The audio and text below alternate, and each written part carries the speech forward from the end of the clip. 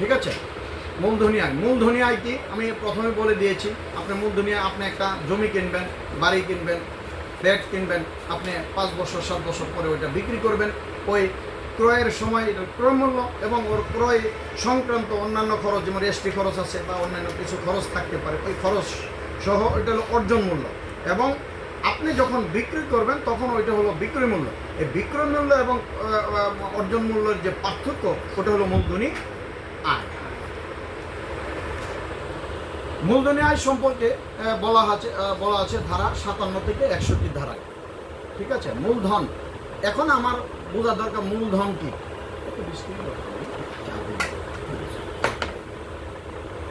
আমার বুঝতে হবে মূলধন কি।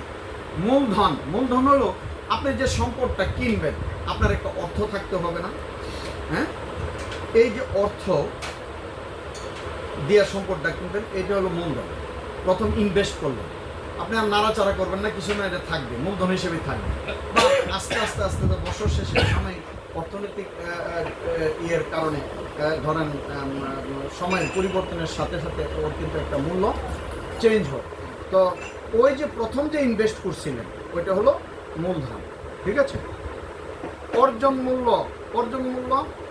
মূলধন বলতে কোনো পরিসম্পদের ক্রয় মূল্য বা অর্জন মূল্যকে বোঝায়।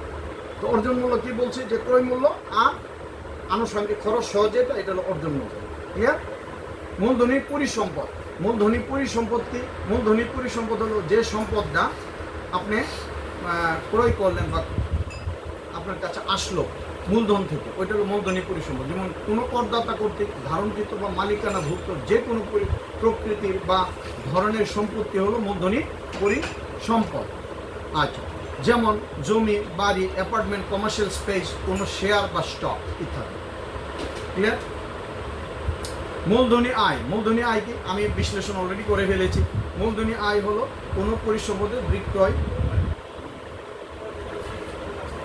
পরিসম্পদের বিক্রয় বা মালিকানা হস্তান্তরের ফলে যে মুনাফা বা লাভ হয় তাহাই হলো মূলধনী আয়। আমি বলছি যে আপনি যে সম্পদটা ক্রয় করলেন, আপনি একটা ফ্ল্যাট কিনলেন, আপনি ক্রয়ের সময় কিনলেন কত, এখন থেকে সাপোজ 2000 সালে আপনি একটা ফ্ল্যাট কিনেছিলেন 1 কোটি টাকা। তার সাথে আরও কিছু খরচ, রেজিস্ট্রি খরচ ছিল বা অন্যান্য খরচ সহ, এটা অর্জন মূল্য হলো সাপোজ 1,10,000 টাকা ধরে নিলাম, অথবা 1,20,000 টাকা। আর এখন ওই সম্পদটা যদি বিক্রি করেন, বিক্রির পরে দেখা গেল এটা 2 কোটি টাকা আপনি বিক্রি করছেন, ওই 2 কোটি টাকা হলো আপনার বর্তমান বিক্রয় মূল্য। আর 2000 সালে যে ক্রয় করেছিলেন ওইটা হলো আপনার ক্রয় মূল্য বা অর্জন মূল্য। এই দুইটা থেকে বিক্রয় করার পরে যে লাভটা হবে বা আয়টা হবে, ওইটা হলো মূলধনী আয়। ক্লিয়ার ভাই? মূলধনী পরিসম্পদের অর্জন মূল্য আমি এটা বর্ণনা অলরেডি করে ফেলেছি। মূলধনী সম্পদের অর্জন মূল্য আমি শুধু এখন রিডিং করছি, যেহেতু কথা বলে দিয়েছি। কোনো পরিসম্পদের অর্জন মূল্য হলো উক্ত পরিসম্পদের ক্রয় মূল্য এবং উক্ত পরিসম্পদ হস্তান্তরের সাথে সম্পর্কিত খরচ এবং উন্নয়নের খরচের সমষ্টি। রাইট। যে ক্ষেত্রে কোনো পরিসম্পদের মালিকানা এসেছে কোনো উপহার, এখানে কিছু কথা আমার বলা লাগবে, সেই জন্য এখন রিডিং করছি।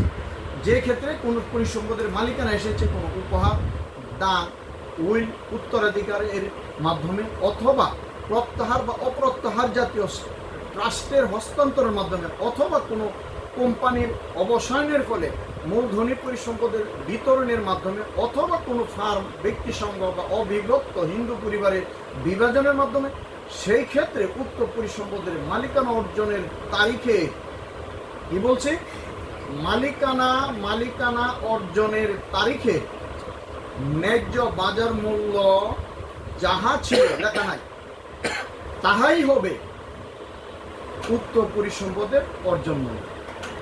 ক্লিয়ার? আপনি আপনার ফাদার বা আমার ফাদার, আপনার ফাদার বললে আমি তো জানি না, আমার ফাদার মারা গিয়েছেন 2003 সালে। আমি কিছু সম্পদের উত্তরাধিকার সূত্রে প্রাপ্ত হয় নাই। আপনার শ্বশুর আপনাকে একটা ফ্ল্যাট গিফট করেছে যখন বিয়ে করেছিলেন, তখন এটার একটা মূল্য ছিল না? হিন্দু পরিবার ও বিভক্ত পরিবার, এরা হিন্দুরা সাধারণত যৌথ পরিবারে থাকে, বিভক্ত হয়ে অবিভক্ত পরিবার যখন বিভক্ত হয়ে যায় তখনও কিছু সম্পদ পায় না।